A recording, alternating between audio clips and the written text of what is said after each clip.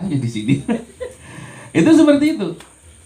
Nah, ada problem ketika kita dikaitkan dengan apa yang disampaikan oleh Rasulullah itu begini. Rasul punya kebiasaan habis isya ngobrol dengan istri. Laki-laki jatah omongannya berapa? Anggaplah 7.000 sudah stand apa? Sudah inilah. Umumnya anggap 7.000 itu. Ini 7.000 pagi-pagi sudah ketemu di tempat kerja. Habis itu nongkrong di kafe. Habis itu nongkrong di mana lagi? Kira-kira ini pulang malam itu masih punya stok kata-kata nggak dengan istri itu? Lu kok pulang malam?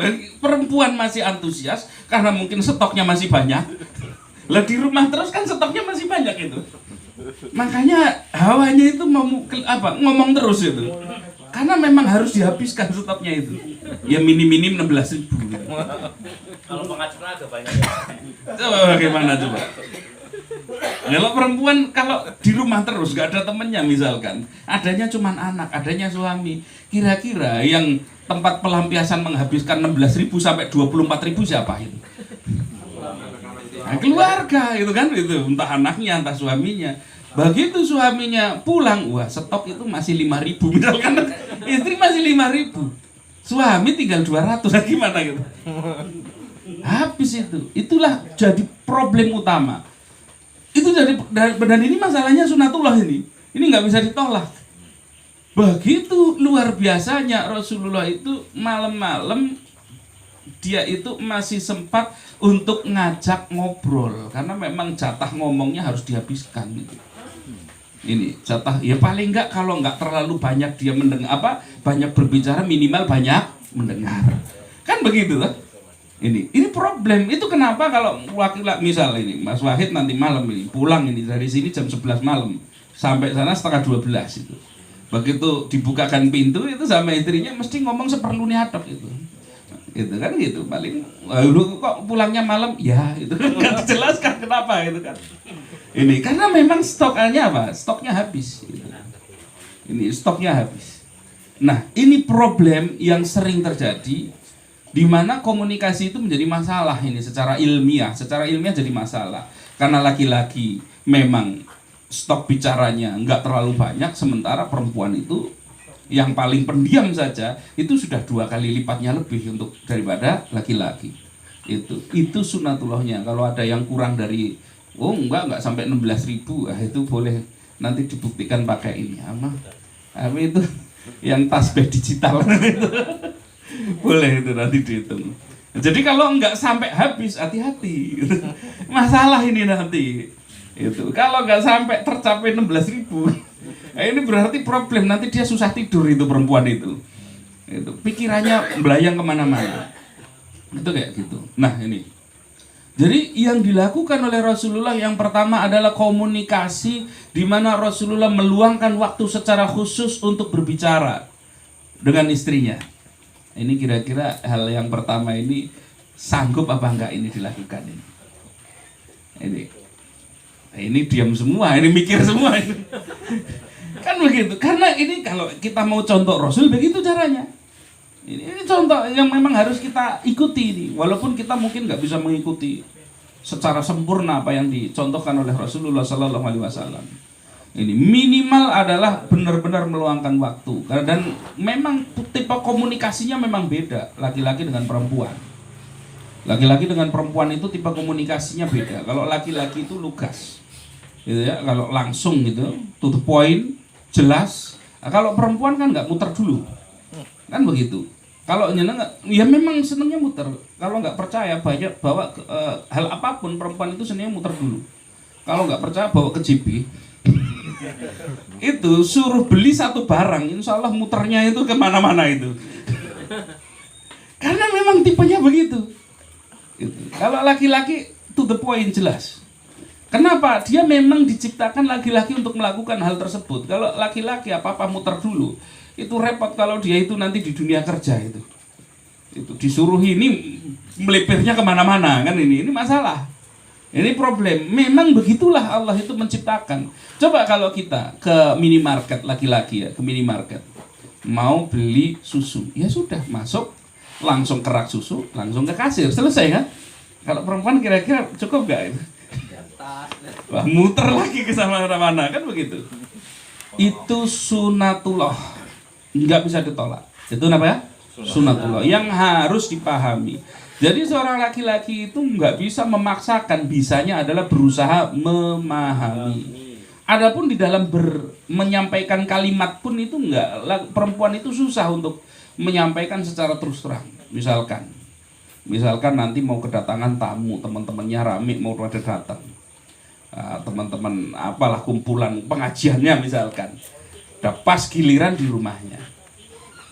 Kalau laki-laki kan jelas itu artinya langsung ngomong, nanti mau ada pengajian kamu bersihkan ini, itu jelas. Kalau perempuan enggak, ketika dia minta tolong sama suami itu enggak, biasanya itu enggak langsung gitu. Nanti mau ada pengajian, tolong ruang tamunya dibersihkan. Nah itu begitu laki-laki sudah dalam otaknya laki-laki simpel, bersihkan, oke, sapu. Begitu sapu selesai. Istri datang, loh kok masih sama itu. Lah maksudnya bagaimana? Maksudnya begini, yang namanya membersihkan itu setelah disapu itu yang namanya kursi-kursi disingkirkan ke belakang, habis itu digelar karpet, habis itu diap-siapkan ini itu maksudnya istri itu. Tapi dalam menyampaikan nggak begitu. Itu memang modelnya begitu. Makanya kadang-kadang kita itu mbok ya tinggal ngomong gitu kan, kadang-kadang laki-laki begitu. Mbok ya tinggal ngomong. Memang susah. Karena memang pola di dalam pikirannya itu seperti itu. Itu yang pertama. Terus kemudian satu ya, meluangkan waktu untuk berkomunikasi malam hari khususnya. Mau minimal berbicara, kalaupun nggak bisa banyak berbicara, minimal adalah banyak apa? Mendengar. Ini cuman mendengar tok aja udah seneng itu. Yang penting tunjukkan sedikit antusiasnya. Jangan istri ngomong, kita main HP gitu ya. Ya tok tapi kayaknya HP. Itu namanya tidak perhatian. Itu yang pertama yang dilakukan oleh Rasulullah SAW. Kemudian yang kedua, yang biasa dilakukan oleh Rasulullah itu adalah terhadap istri-istrinya itu adalah beliau itu senantiasa itu suka itu untuk membantu atau bareng di dalam mengerjakan urusan-urusan di dalam rumah tangga gitu. Jadi biasa, nggak cuman sedikit-sedikit harus siap makanan dan lain sebagainya, enggak. Rasul itu sangat terbiasa.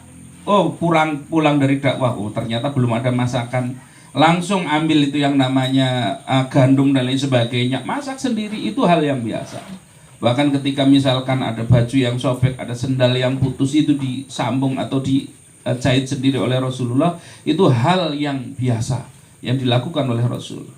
Nah ini sebenarnya adalah bentuk daripada perhatian terhadap istri itu. Ini saya yakin ya semua istri itu pasti suka itu ketika tadi dibersamai bareng-bareng di dalam mengerjakan berbagai macam urusan di rumah tangganya itu. Karena kadang-kadang ada suami itu yang tipenya itu ngebos gitu ya. Bos itu maksudnya wah kepinginnya itu semua diladeni, semua dilayani, semuanya sudah siap. Loh ini manusia paling mulia Rasulullah SAW nggak begitu. Rasulullah itu masih saja dia itu tidak menunjukkan bahwa saya itu pemimpin umat, kalau sampai kelihatan orang bagaimana ini saya lagi masak. Kan begitu itu, coba bayangkan itu.